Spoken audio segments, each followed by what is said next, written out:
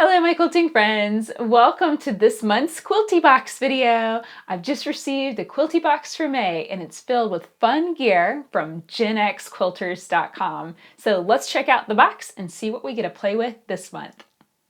So just in case you've never heard of Quilty Box, basically this is a box of fun gear that arrives at your house every single month. A subscription just like a magazine, only it's full of fabric and tools and patterns and sometimes even books. So this month we are checking out supplies picked by Anne-Marie Chaney, and she runs the websites genxquilters.com, and so she selected everything that you'll find in this month's box. So first up, we've got Quilt in a Day 6.5-inch triangle square ruler. So looks like we've got 45-degree angle and then really easy cuts for all different sizes of triangles. So that'll be really handy. We've got a Fruxon pen, two awesome patterns created by Anne-Marie, and this beautiful fabric. This is, let's see here, this is RJR Fabrics Pie Making Day Collection by Brenda Ratcliffe, and it is 10 fat quarters and all of these beautiful bright colors. So I'm just popping it open here to show you these beautiful fabrics. So we've got kind of a checker kind of pattern and then a circle kind of pattern. And I really like this color. It's kind of a cross between hot pink and red, which is one of my favorites. And then this is one of Josh's, this kind of teal blue. But what ties it all together, I think, is this beautiful gray. And we've got that in the checks and dots as well. So the cool thing about having such big cuts of fabric is I can pre-wash them. So that's what I'm going to do next. I'm going to unfold everything, throw it in the wash machine, and then I'll be figuring out what I want to make with all of these beautiful prints. So this is one of those months that I have sat down at my computer and designed an entire quilt based on the fabrics that we were given in our Quilty Box. And I've written the whole pattern up for you, and you can find this free printable at leahday.com. So a little bit about this quilt pattern. We're going to be using obviously all of the colors of our fat quarter pack, and we're also going to be really emphasizing the print. So for all of the A strips, I am using these dots and circles. And for all of my B strips, I'm using these squares and hashtag prints. And you'll see what I mean and how I'm using that as we put this together. So you want to take all of the fat quarters from your fabric and slice them all up into 3.5-inch strips. And you want to slice them on the full length of the fat quarter so that you have a nice long strip. This ended up being about 21 inches long. And here's the little selvage if that helps you kind of match that up for yourself. Okay, so take them, slice them all up, make lots of 3.5-inch strips, and then you want to refer to your pattern and cut down a whole bunch of 3.5 by 9.5-inch rectangles. And that's going to get us started. So we're going to need quite a few of these in both colorways. And then the next step is pretty simple.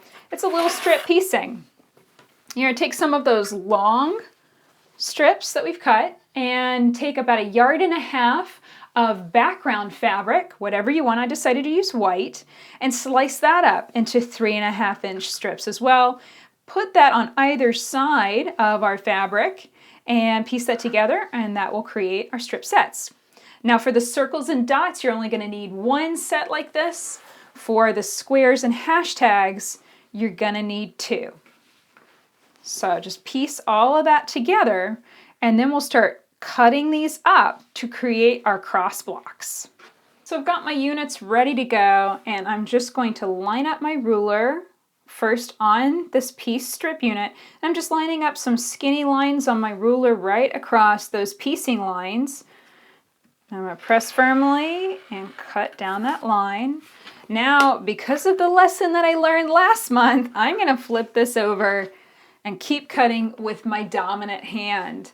That's part of the reason why I got cut last month, because I was trying to take shortcuts and not flip the fabric over and stuff like that. and it's really easy to cut yourself, so you just want to be really cautious of that. So now that I've squared up the end, I'm lining up that end with the 3.5 inch mark on my ruler. I'm also still lining up some skinny lines with those piecing lines. That's why I'm sure it's nice and straight and accurate. Just cut straight down. And when we're working with the circle dot version of the prints, then we need to cut 4 of these, 3.5 by 9.5 inch units. When you're working with the squares and hashtags, you need a total of 6 of these. So once you get everything cut out carefully, the next step is to lay it all out and create our blocks. And this is one of those things, you're definitely going to need the diagram of the quilt in order to lay this out and know how everything's supposed to go, because it's really easy to get them confused and flipped around and not work. So here's the basic unit. It's just those 2 pieced strip sets and then our long rectangle in the middle. We're going to take this to the machine and just stitch these seam lines super quick. So the nice thing about piecing this block is there's no seam lines to match up. Yay! So we're just going to slide this underneath the foot, making sure those top edges and side edges are lined up nicely, and stitch on down.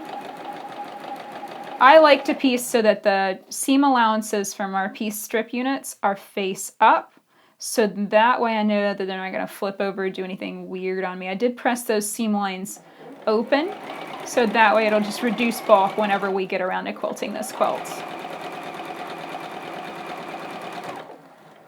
So really simple piecing here, nothing to match up, nothing to pin. Just want to make sure that the beginning lines up nicely and that the end lines up nicely, and this does. I'm going to stitch straight onto a little scrap. It's just a little folded in half piece of fabric. I'm not even going to take this to my pressing board yet. I'm going to open it up, grab my other piece, layer it on, and start stitching it too. So super, super fast, super simple piecing. The only thing that could possibly be tricky about this quilt is making sure that you've got the right fabric selected and being put together so that way you get the really beautiful basket weave effect. But just refer to the pattern available at leahday.com and you'll be able to put it together no problem. So just like all of the blocks that I work on, always press those seam allowances open with your fingers first and then hit them with a hot dry iron. That'll flatten out the block and make sure as we're piecing all the rest of everything together that they're not going to flip up or flip over as we're stitching. There we go. So if you refer to your diagram here, we've got a series of blocks that go together something like this. So you can start to see we get this really beautiful woven effect. Scooch everybody down so I can add another block here. Just like that.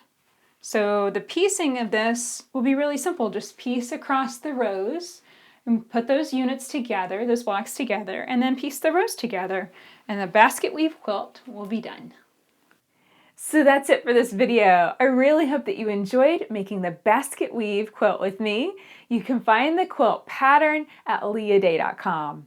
Of course, if you'd like to get a box of fun gear every single month, definitely check out Quilty Box in the link below this video. Quilty Box is an awesome way to expand your quilting skills, collect a lot of fabric, and get new tools for making quilts quickly. Check it out at quiltybox.com. Until next time, let's go quilt. Don't forget to subscribe to the video and share with your friends and give it a big fat thumbs up. Thanks for watching.